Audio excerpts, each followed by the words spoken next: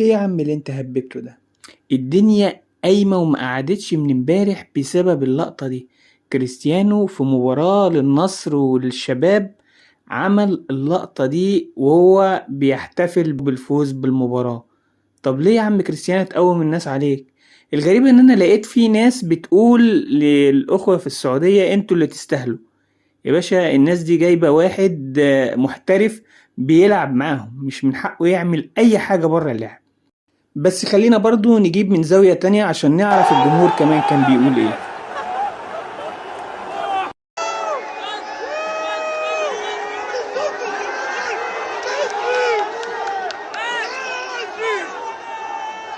بص اللي انا سمعته انهم كانوا بيهتفوا لميسي عشان يضايقوه. تحت كل الظروف الحركة دي غلط في حق كريستيانو وتاريخه، غلط للحكم اللي ما طردوش، لكنها ابدا ما تنتقص